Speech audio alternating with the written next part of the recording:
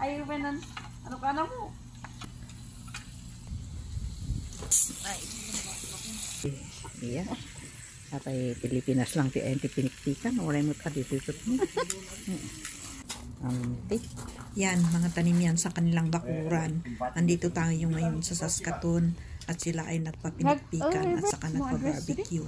Ang pinikpikan ay isang ulam na tatak igurot. Ang barbecue naman, common yan sa ating lahat. So tayo ay nagbanding-banding kasama ang mga friends and relatives dito. Ang mga Pilipino sa Canada, puro trabaho. Mas marami ang araw nila sa trabaho kaysa sa loob ng bahay.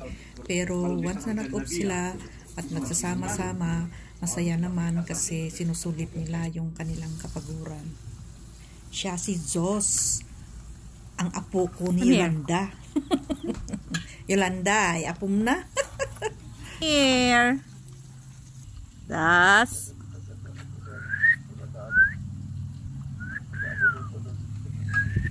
Come here. Kaya. Tukdo na siya. Adik umali.